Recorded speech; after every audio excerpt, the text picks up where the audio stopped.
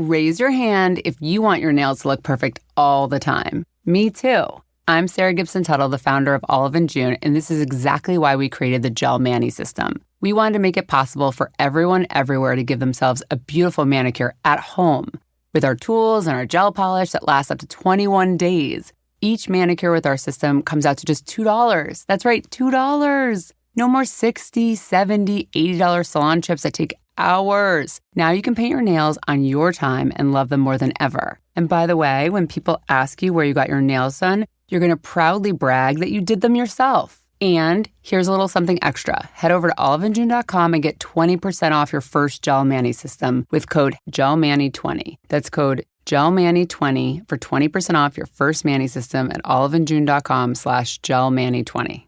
Drama, romance, competition, chaos. Welcome to reality TV with Hulu on Disney+, featuring the hottest reality TV every day. Turn on larger-than-life docu-soaps like Season 4 of The Secret Lives of Mormon Wives and the hit new series Love Thy Nader, featuring superstar model Brooks Nader and her sisters. Obsess over the seasons of iconic dating shows like Love Island UK and Farmer Wants a Wife. Get hooked on irresistible food competitions like MasterChef. Dive into hit game shows like Celebrity Family Feud. And revel in show-stopping fashion competitions, including the one and only Project Runway. It's the very best of reality TV. Every single day, all in one place. Every tear, every triumph, every jaw-dropping twist. This is where reality lives. This is where Hulu gets real. Stream now on Hulu and Hulu on Disney Plus for bundle subscribers. Terms apply. The Murdershelf Book Club contains disturbing content related to real-life crimes. Listener discretion is advised. Darkcast Network. Welcome to the dark side of podcasting.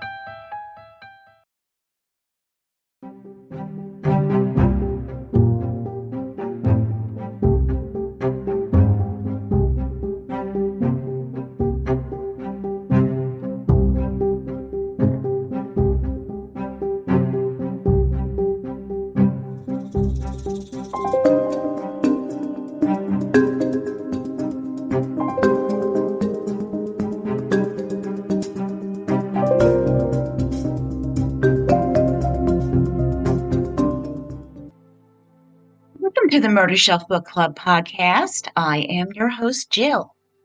Today is one of my special episodes, and I am delighted to be sharing an amazing conversation I had with renowned true crime author Aphrodite Jones on her new book, Dog of War.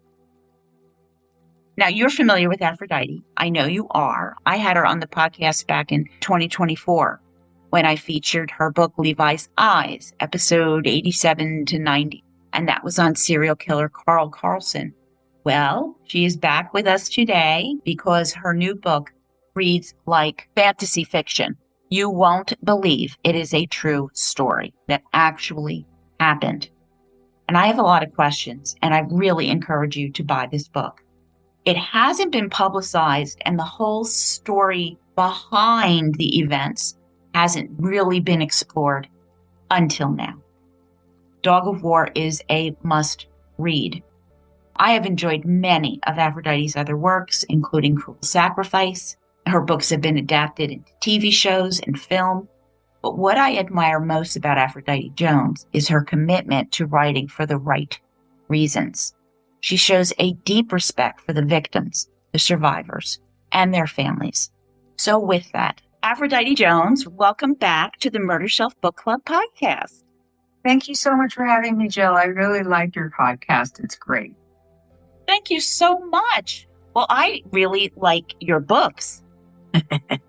And this latest book. Mm-hmm. Oh, my goodness. Normally, my process is I read, I have Post-its, I write down notes or insights or questions. And I wound up not writing anything because I was so surprised, taken aback. Flabbergasted? Completely. This is a story like none other. And you know how many books I have read. I know. And that's the thing. And how many true crime stories I've been involved in, scenarios I've been involved in for 35 years, not just with books, with my TV show and everything else. This is the strangest true crime story ever. That is my take on it. And anyone I've spoken to about it say the same thing. Like, they can't believe it. But at the same time, I haven't heard about this. I know. It hasn't had coverage because people thought it was about a dog mauling, and it is not. And that's why I changed the title to Dog O' War, because that was the name of the breeding scheme that the Aryan Brotherhood had for this operation to sell vicious, dangerous, fierce dogs called presa canarios. And they were going to be used to guard pot farms, meth labs, heroin labs of Aryan Brotherhood associates throughout California. So that's what needed to be told, the story of what the Aryan Brotherhood is in here. And it wasn't really told in the first book. So 20 years later, I have pared it down to bare bones and incorporated some of the more racy things, because that's really, when it gets that racy with this triad and this love triangle they're trying to create with the Aryan Brotherhood, it's bizarre. It is completely bizarre. I heard a phrase a couple books back that pathology trumps intellect. If this book isn't the banner child for that, right? Because you have two very successful attorneys, right, who destroy their lives by getting involved with this madness, right? And you sit there and say, well, why would you do that? Well, they're not thinking. It's not rational decision making. No, they lost touch with reality at some point. And, to get into a little bit, the meat of this story, you have Paul Schneider, who's a Bengali. He's like a Hannibal Lecter from behind Pelican Bay Supermax prison walls and gates and fences. He's in the shoe where the worst of the worst are, the security housing unit. That is where you are locked down 24/7. You never get out. And Schneider decided with his cellmate, another Aryan Brotherhood guy, that they were going to start a dog breeding ring with presa canario dogs. And those dogs are not even acknowledged or credited by the American Kennel Club. The dogs, presa canario, come from the Canary Islands. And in ancient times, those dogs were used to take down bulls in bull rings. The Canary Islands banned the presa canario in the 1960s, as have many countries throughout the world. However, they're not illegal to own here. They're just not recognized here. And Paul Schneider realized this dog is a mastiff times a pit bull on steroids. And he can then make a good profit getting them for about, $1,300 or $1,200 a piece, selling them for double that to his associates that get out on the outside. Because if you're Aryan Brotherhood, it's blood in, blood out. You have to kill someone to get in it. And if you leave, you're going to get killed. So all of his associates on the outside that are the Aryan Brotherhood is a RICO, racketeering organization that is interested not just in their ideology of white supremacy and all of that crap, but, with the swastikas and 666 and tattoos. But no, they are interested in making money, because that's power. And so they deal primarily in drug trafficking and sex trafficking. And that is where these dogs come in, because these dogs are going to guard those illegal activities, keep anybody else out.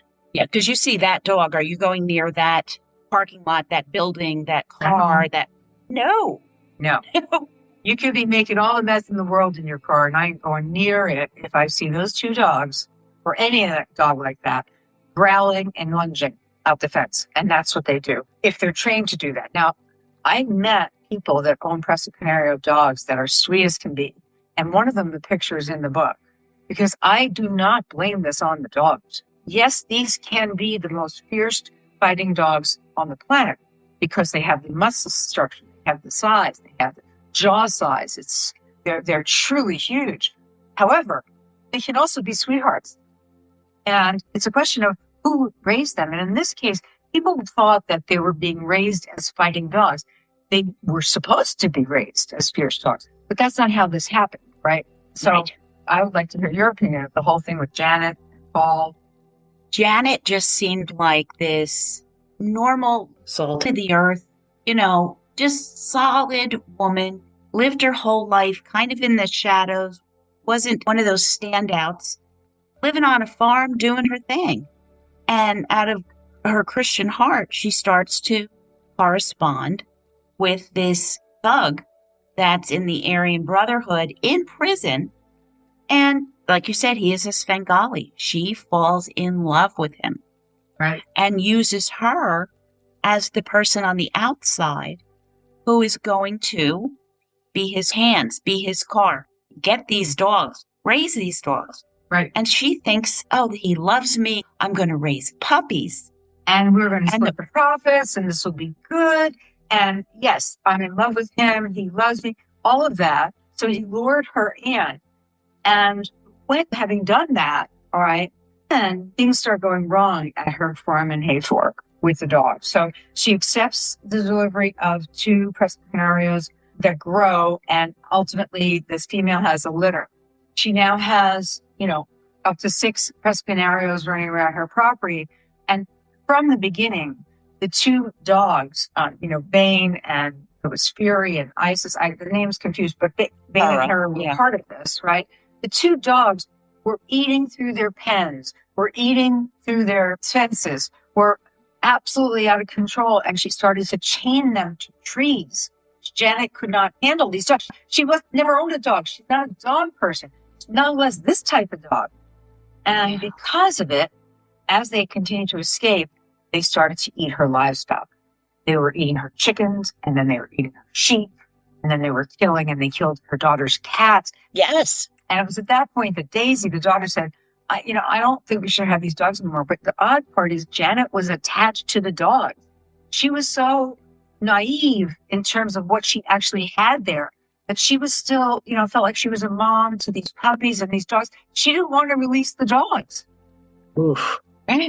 And Paul Schneider, in his mind, this woman, this Patsy that he found, he had somebody from a church go find this woman, now isn't doing the right thing by him. These expensive dogs he bought, she's not raising them correctly. She's not giving them the proper, proteins and supplements, and strengths and whatever. And he decides, you know what? You can't have them. I'm sending them elsewhere. And so what happened is that he calls his attorneys that he's become romantically involved with, but not at that point. They're associates. They're not, I don't know the romance is there just yet before they get the dogs, but it had started. And Marjorie Noller and Robert Noel, the 2 attorneys who once were part of San Francisco society, going to the Getty Mansion for functions and events, etc., now join forces with Paul Schneider to create this dog of war breeding scheme. And they go to Hayfork, California, all the way up in the northern part of California, and demand the dogs and threaten Janet, if you don't give us the dogs, we are going to take your farm and put a lien on the farm. So they're threatening her. They get there and they want the blessing, a legal blessing of them taking the dogs, and they get a veterinarian, Dr. Donald Martin, which you'll see in the book, and it was entered into evidence later, to say it's fine. These are good dogs. But instead, what Dr. Martin wrote is these dogs are not fit to be around any people, no less being brought into the city of San Francisco. So they were warned. And they were aware that these dogs have already tasted blood. What do they do? Drive them into the ritziest part of San Francisco where they live in a little apartment, Pacific Heights, and they are hiding those dogs in that apartment. The other puppies, by the way, they allowed to be sent down to Aryan Brotherhood associates in Los Angeles. So, they were helping this whole scheme. And, in the midst of all that, hiding the dogs, these dogs were starting to scare people and lunge at people and hurt other animals and bite people slightly, not really had to go to hospitals. Bane bit off Robert Noel's finger. Yep. He excused it. It wasn't quite the same after they had to do surgery and sew it back up. And I'm like, that's what I'm saying. I'm reading this and I'm like, yes. So the dog, they knew what they had. For Bane to be able to sever Robert Noel's finger, and they had to go to the hospital for 4 days and have it reattached. You have frightening, dangerous dogs. They could barely control these dogs. But it wasn't until after the death of Diane Whipple, their next door neighbor, that anybody in San Francisco put the dots together. Because there had been 40 incidents all throughout San Francisco with these two dogs. But nobody put the dots together because they were in various different dog parks and different streets and different areas. And the dogs could be nice. They would go to dinner and they'd have the dog sitting on the sidewalk with them. And they could be very nice, but they could also be not nice. And with an animal like that that's already tasted blood, you can't play with that. But they were. They didn't care. Mm-hmm. That's the thing. And when Diane Whipple was killed, the day she was killed, January 26, 2001, Marjorie Knoller, who watched the attack, claimed she got in the middle and tried to save Diane, didn't have any marks on her, didn't have any puncture wounds, nothing was ripped in her clothing. She never tried to do that. But what she did do is after Diane Whipple was laying there, stripped completely naked by two vicious dogs, that Bane weighed 140 pounds, Hera weighed 100 pounds, that's 240 pounds of dog on top of this athlete, stripping her nude, 77 bite wounds. She's gurgling, desperately trying to move to safety toward the elevator. And Marjorie Knoller has the audacity to just walk right over her to pick up her keys so she can take her dogs into her apartment. Ugh. She never calls 911. She don't know anything. Another neighbor called 911. I mean, think of that. Right. And then the neighbor was peeking out the peephole and sees all this going on. She's terrified to even look out at what's going on. Right. And she's in safety of her apartment.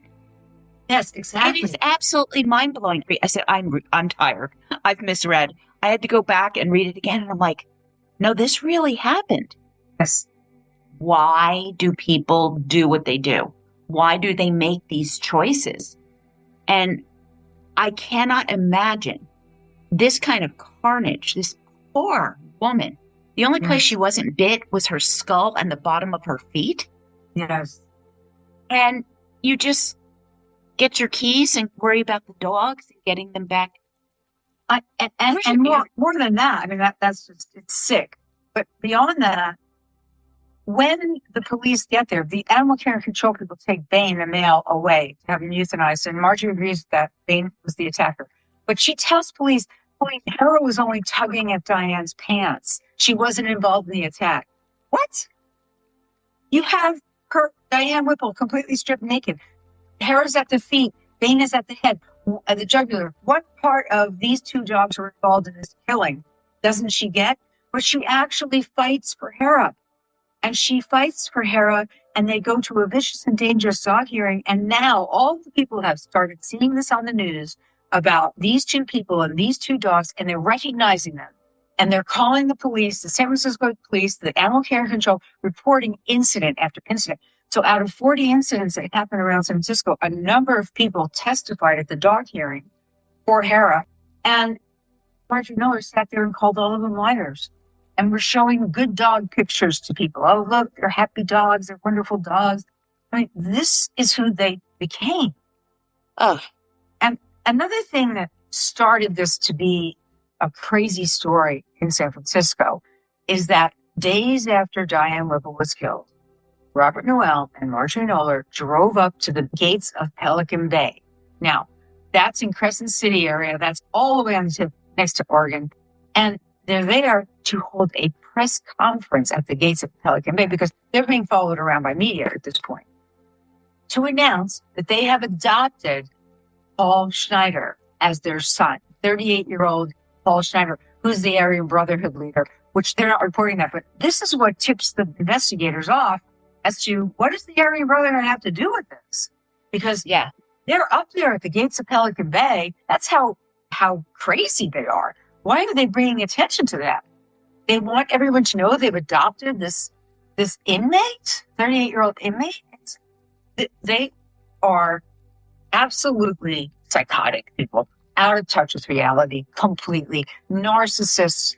Oh, God. And then after all of this, and them getting the heat is going more and more and more, as the San Francisco police and the DA's investigators and the California Department of Corrections special agents, 3 agencies working in tandem, are able to get a special master to go in for the legal and confidential mail that's in Snyder's cell that Nola and Noel never thought anyone would see. And they open it all up, and that's when you find out that they're part of the breeding scheme, that they're sexually involved with Snyder, that they have all these fantasies and bizarre connections with him. They want to be a family of 3, and it's just so twisted. I could not believe it. Like I said, I had to go back and read again, and I'm like, this is absolute madness. Yeah, it is. Yeah. So the other thing that happened is that soon after the San Francisco public was up in arms, the national media caught it, and they went on Good Morning America with Elizabeth Vargas. And during that interview, the anchor says to them, what do you, your dog's killed your next door neighbor. You take responsibility for that. And Marjorie says, responsibility? No. They did not take responsibility for it. Wow. In fact, what they did was have the audacity to blame Diane Whipple for the attack. So they blamed the victim. Holy mackerel. Yeah. And Robert Noel had demanded that somebody go in for evidence to Diane's perfume cabinet and her medicine cabinet. What steroids was she on? What perfume did she wear? How did she somehow attract Bane to her? Yeah. Another thing, as they're fighting for the life of Hera, the head of animal care and control, Vicky Gobeck, says to me, and she's a dog lover. She's an animal lover. She said, if I had a dog that killed somebody, I would not want to have that dog anymore. This is why the original book was called The Red Zone, because Cesar Millan, who I interviewed back in time, at that point he was not yet quite the dog whisperer, said to me, these dogs have entered into a red zone, meaning there's no turning back. Oh, absolutely. Once they've tasted blood. I mean, for them to say they have no responsibility, and Marjorie Noller tells the Good Morning America anchor, I don't know why she didn't just go into her apartment and close the door. I would have. I mean, really? The disconnect with reality is frightening. Because psychotic people can come across as perfectly fine. Yeah. They're not talking to themselves, and, they'll bathe and get up and get dressed. They can look perfectly normal and be completely unattached. And the two of them are feeding off each other. And feeding on their Schneider as well. And then throw Paul in there. And I mean, it's perfect storm. So as the letters are being opened by the various investigating teams, they're realizing that a couple of things. One is, on the day that Diane Whipple was killed, Robert Noel wrote a letter to Paul Schneider, and this is how it started. Bane is dead, as is one of our neighbors. Okay? Dog first. Of course. And don't even give the name of the neighbor. The other thing is that Diane Whipple had been bitten on the wrist by Bane not long before the lethal attack. All right? But what happened, she's an athlete, she's a lacrosse coach, she's strong, 33 years old. Bane, at 140 pounds, jumps up, lunges, and grabs her by the wrist. But she had a sports watch on, and that watch prevented any puncture wounds. So she's freaked out. She calls her partner, her gay partner, Sharon Smith, and has her run home because she's freaked out. And when Sharon gets there, she takes the watch off and sees that, well, there's only really some pink, skin. There's no break in the skin. So, Sharon didn't know what to do. Diane's freaked out. But what are you going to do? There's no having to go to a hospital, nothing. But from that point forward, Diane is deathly afraid of those dogs. And of course, dogs can sense that fear. Sure they do. Right? And she's next door. So she's constantly having to be frightened and getting in and out of the elevator if these people happen to be in that same moment. And at one point, she's in the elevator. Robert Noel gets in there with the dogs, and he writes a letter to Paul Schneider saying, the dynamic duo came into the elevator, and there was this timorous, mousy blonde who almost had a heart attack. He's bragging about it to Paul Schneider. Oh, my God. All the time, whatever the dogs did that was lunging and frightening people, he is bragging to Schneider because they're raising these fierce dogs. And later at the trial, the prosecutor asked Noel, who was that mousy blonde? And he says, Diane Whipple. Had no concern whatsoever. Were you concerned that she almost had a coronary? Not particularly. That's the answer in court. Yeah, how's that going to go over with the jury, with the public? All he's concerned about is providing these vicious dogs.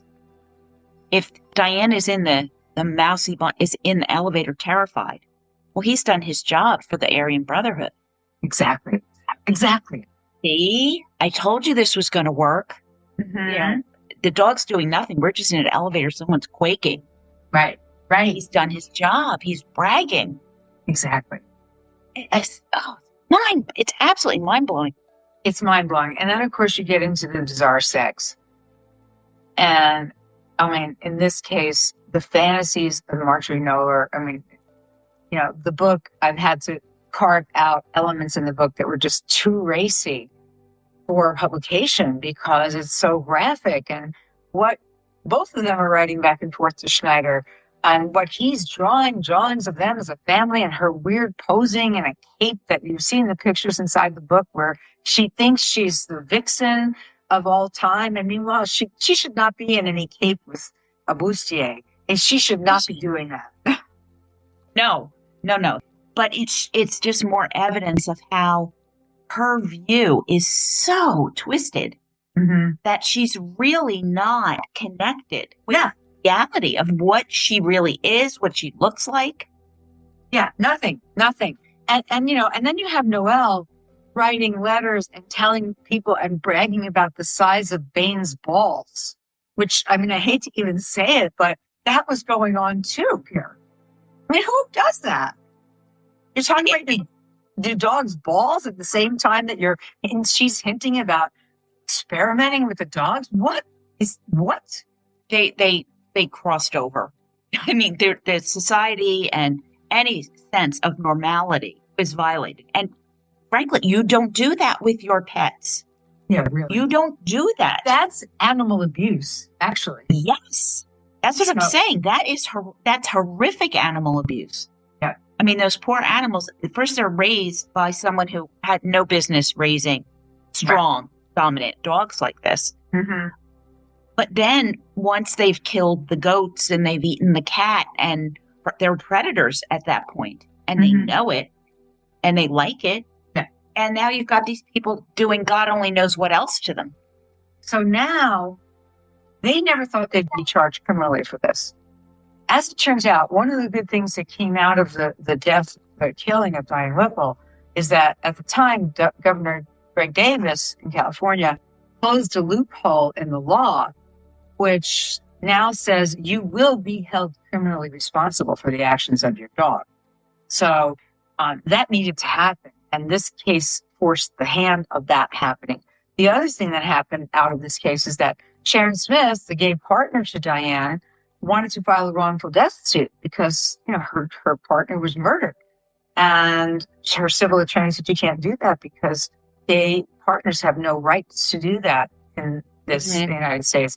And lo and behold, because of her efforts and her civil attorney, Michael Cardoza, they were able to get legislation passed that same year, 2001, when this happened, saying that you can sue civilly for a wrongful death of your partner. And that was a precursor to gay marriage being legalized, you know. So good things came out of Diane Whipple's death, if you want to call them good. I mean, there's certainly, you want to know that something changed, that Diane didn't just die in vain.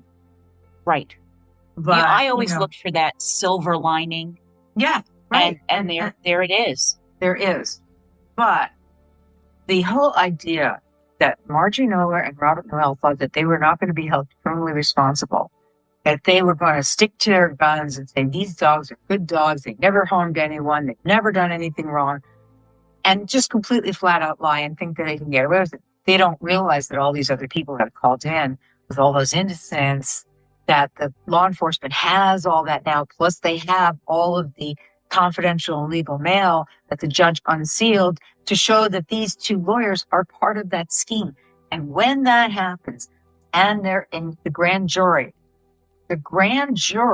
actually asks the prosecution if they can up Marjorie's charge to second-degree murder for manslaughter. Now, prosecutors don't typically want to do that. They don't want to overcharge because you're using taxpayer money. And if you overcharge and you don't, and you lose the case, it's something is better than nothing. But so that was a very unusual thing, Hammer told me, that a grand jury would even ask for that. And they thought about it and decided, okay, we're going to charge her with second-degree murder. And the standard for it, and Jim Hammer was very clear in explaining this to the jury. It's as if you have numerous DUIs. And now you are drunk, you get behind your car, and you kill somebody because you're drunk driving. That car has become a lethal weapon. That 3,000-pound car is a lethal weapon, and you know it because you've already been down those roads. You already know drinking and driving, something bad's going to happen. So it's the same kind of thing where all these incidents, these dogs have been happening and all of these horrors, and they know that these dogs are capable of killing. That was what the jury decided. So Robert Hamel was not even present in the building when the dog attack happened. Still, they found him guilty of manslaughter, all right, and sentenced him to 4 years. Marjorie Knoller, who was present and was letting her dogs be off leash in the hallway to just run and go murder Diane Whipple, the jury found her guilty of second-degree murder. They understood the charge. They understood what this meant. And a few weeks later, everybody is now back up in San Francisco because it got moved to LA, the trial. There's so much publicity in San Francisco, they had to change a venue. So everybody's back up in San Francisco in Judge Warren's court, and he comes out on sentencing day, and he looks kind of peculiar. What's happening with this guy? And he says, right. I've been thinking about it. I've been giving this a lot of thought, and it's my opinion that Marjorie Knoller could not have known that her dogs would kill. So I am going to charge and sentence her for manslaughter and give her 4 years. Oh, my God. Now, think of this. You're in a courtroom. I've been in courtrooms for 35 years. What? The judge just threw out the jury's verdict?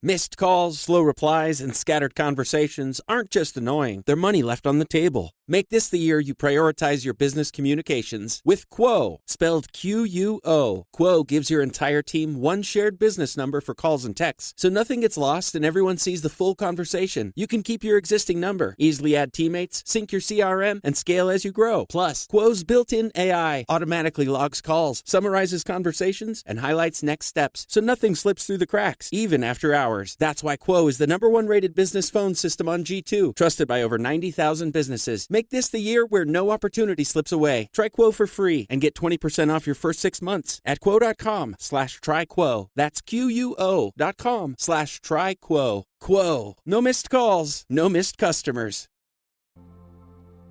At first, I didn't think you could do it. I mean, he was doing it. I had to look it up and find out that it is possible and it has been done, but it is very rare and usually never done. Yeah. How do you throw out the jury's verdict? That jury sat through weeks and weeks of testimony. You've got 12 people and the 4 alternates, and this is their decision based on the evidence, based on the testimony, and the judge just decides to wipe it away? Yeah. I mean, talk about devastation in the courtroom that day by Diane's family and friends and the prosecution and anyone in there who's watching this and thinking, what in the world is going on now? This is crazy. You thought it couldn't get any crazier. You thought it couldn't get any crazier, right? And it did. And it did. It did. So, a few years later, in 2005, I was covering the Michael Jackson trial for Fox, and Jim Hammer was also covering that trial of Michael Jackson for Fox. And we were closed off to the rest of the world during the Michael Jackson trial. They took our phones, they took our Blackberries.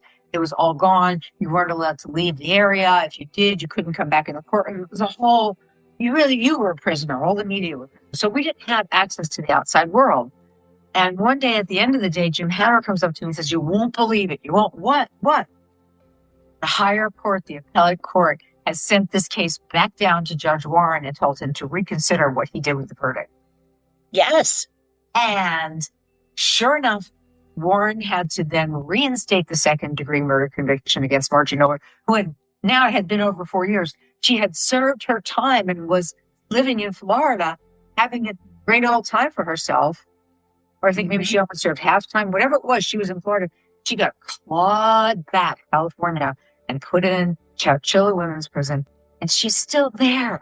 She's still trying to get out. She had a parole hearing again in February of 2026. And they're not letting her out because guess what? She is an associate of the Aryan Brotherhood. Yes.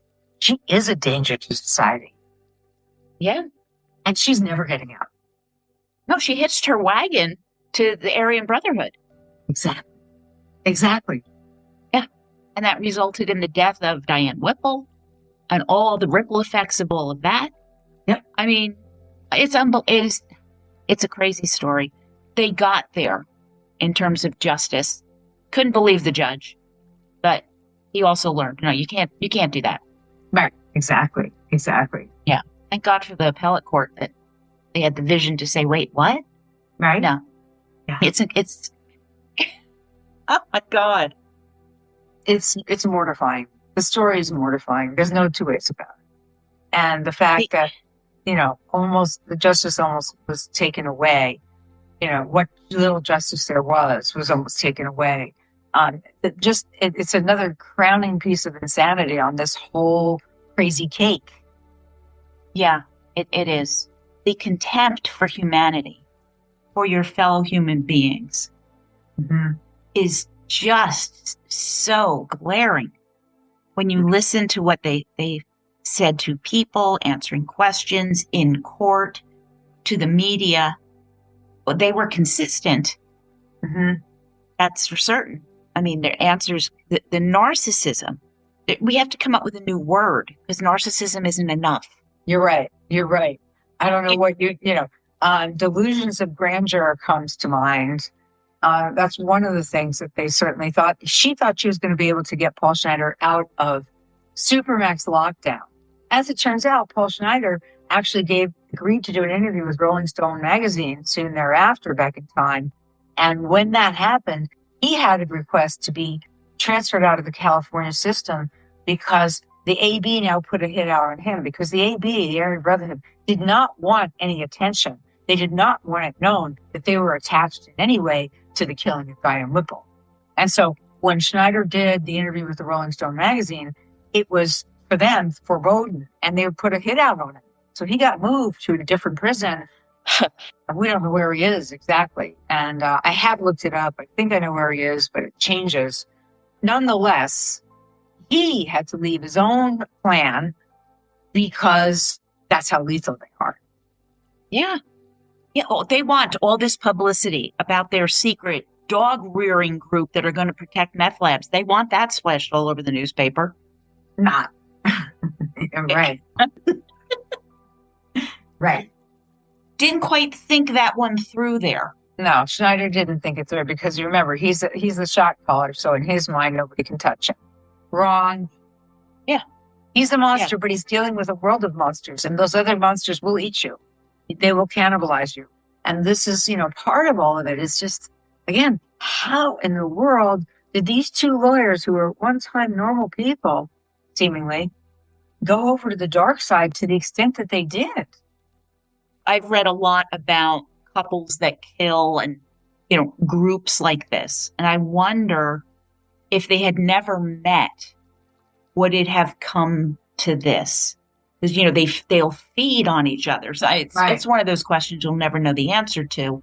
But I have to wonder if their paths crossing just created this, toxic. You mean Marjorie and Bob or the lawyers with Schneider? Well, any of them. I mean, it all works together. I was thinking of Bob and Marjorie. But I mean, I guess if they never met, never got married, we wouldn't be here with this story. But then again, that's a hypothetical that really... I know. It's one of those questions you'll never know the answer to. I don't think that they were inherently bad people, but something changed and snapped in them. And I think Robert Noel was evil. He died alone in a van after he got out of prison. Just a very sad sack, which he should be because he was a monster. he talked in circles too much. He was too obsessed with the dogs. There was something wrong with him, as I interviewed him many, many times over at the prison, which was in Diablo, California, and then through the telephone calls I was making back and forth, recording all of this. He is a sick puppy. He is a sick man who just loved the idea of having that power as well, and having these dogs that could frighten, because he's a bully. Now he's got gigantic dogs that he can bully people with even more. And the fact that he had no concern, Joe, whatsoever for the safety of anybody, children that were almost hurt, other people's animals, dogs, it just goes on and on. What in the world kind of people did they turn into? Yeah, I don't know. I wish I had more insight. Joe, there's no way to get insight into this. You've read the book. No, you've talked to this man. Yes. Yes. It's why it's disturbing, because they're so far gone. Again, as a person who values human life, it just absolutely is mind-blowing. Yep. It was all about, when I say it's all about his needs and his ego, but I think you're right in that he was reaching for that power. Yep. That he had never really had. Correct. He was going to be this warlord. Exactly. He was going to have this influence. He's going to be part of this network that he, I guess, never had when he was certainly younger. But as an attorney functioning in society, being a civilized person, he never got that. Right. And for some reason, it just, all the blinders came off and he was all in. Mm-hmm. It's absolutely incredible story. Well, like I said, I do think that this is a story that has not gotten coverage, and people will be stunned to learn of it, because back in time, people thought, well, this is just a case about somebody who was killed by a dog, and it's horrifying, it's mortifying, but, there's not much more to the story. Not in this case. No. You did it again. You did it again. Here it is. I mean, it's an incredibly well-written. The way you take the threads and then bring everything together to present this as you're reading in disbelief, it's masterful. Thank you, Jill. I appreciate that. I really do. Murder Bookies, it is just another book you have to put on your shelf. It's that simple. You are never going to read anything like this, ever. Oh, we haven't even really gotten into a lot of the nitty-gritty. Right. Well, we need something for people to read. Well, the weather's finally getting nice. Yes. Right. Pools will be opening up. Yay. But it was still 30 this morning. But it is, the sun's shining. I'll take it. Yes, I'll take it. So, Aphrodite, what are you doing next? So, actually, what I'm doing next is right now, the movie about Michael Jackson is coming out called Michael on April 24th. This is the biopic. This is a $150 million movie that Jermaine's son, Michael's nephew, is playing Michael. I saw some clips of previews the other night in the theater. I went to see a movie last weekend, and it is, you can tell this is going to be a phenomenon. At the same time, last year was the 20-year anniversary of the trial, and I wrote a book, Michael Jackson Conspiracy, which went after the media, because back then there was no social media at all.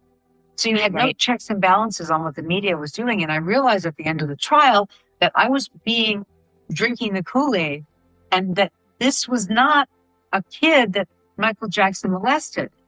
It was orchestrated by the media to look one way and never show anything exculpatory. And when he was exonerated, the media just threw up their hands and walked away. They didn't apologize. They didn't say anything. So I decided, after having thought about it, I'm going to write this book. And I thought I was writing the end of my career, honestly, because I turned on myself and everybody else to show that we didn't report what was really going on in the courtroom. And the book, of course, has been now around for 20 years, and it's been published in languages from China to Japan to back again throughout Europe, Spanish, you name the French, whatever. But it's never been an audiobook. And so what I'm working on right now is creating the audiobook for it in time for the movie release. And I'm hoping I'll get it out a little bit before the movie release, because I do know that there's a documentary that about the trial 20 years later. I don't know when they're going to air it, but I guarantee once the movie comes out, they're going to start trying to trash Michael. And I need to allow fans to see the truth about what the media was doing back then. So that's my current, I'm working on that as I'm doing the Dog of War stuff. So I'm packed. You are busy. Yeah. You're a busy woman. Yeah. I love it. Well, good for you. I'm glad you spoke up and spoke about what you observed and what you realized. Yeah. So that's my next thing. And then I am planning to release my other books as audiobooks, which is a whole job. It's a lot of work. It's a whole thing. And then I have one other book that I'm going to release early next year. And so, I mean, I'm just cooking with fire. Good for you. And keep books coming my direction. I love it. Absolutely. Yeah. You are always welcome on the Murder Shelf Book Club podcast. Thank you so much. Okay. All right. I'll talk to you soon. It's always a pleasure to talk with you. Same here. Okay. Gotcha, girl. All right. Bye-bye. See you soon. Bye now.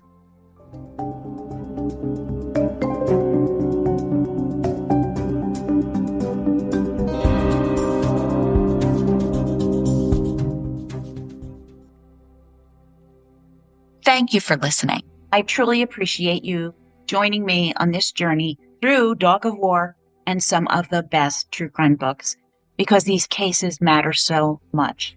Diane Whipple mattered. Her death mattered. It changed laws. It made a difference. And you get that when you read the book.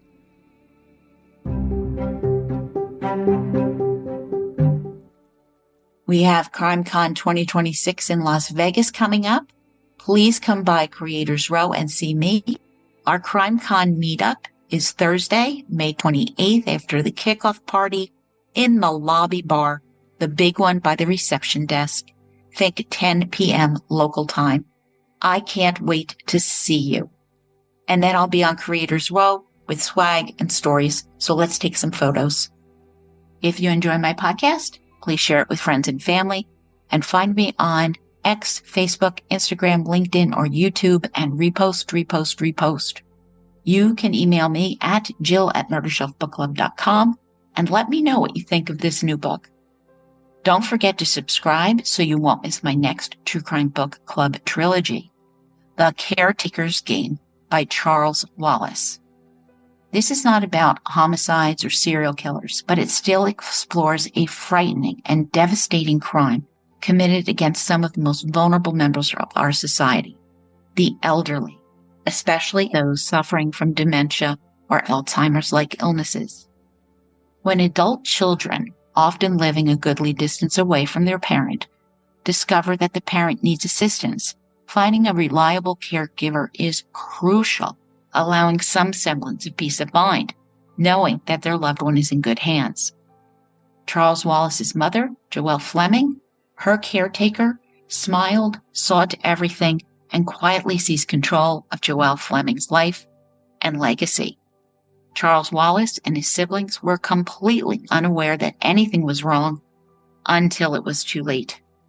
Over the course of 3 years, more than $1 million vanished from their fiercely independent mother's accounts after she placed her trust in her caregiver. This shocking revelation sent Charles on a quest to uncover the truth about what happened to his mother. This is not a tale of woe, but you will empathize with Charles as he sifts through emails, accounts, finding passwords, checking out the professionals involved, and trying to hold them to account in search of answers. And it serves as a cautionary tale that everyone with an aging parent should heed. I know I did. The Caregiver's Game is part forensic investigation, part family memoir, and a practical warning for families with elderly parents. A special thank you to my Murder Shelf Book Club Patreon group for helping me to choose this somewhat unusual true crime book, which is essential for protecting a vulnerable segment of our society. I see you as you hear me. See you next time.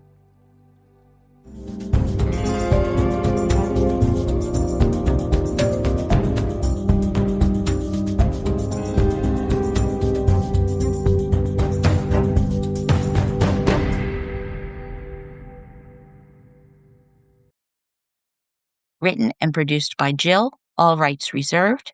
Music, The Pewter Elephant by Blue Dot Sessions.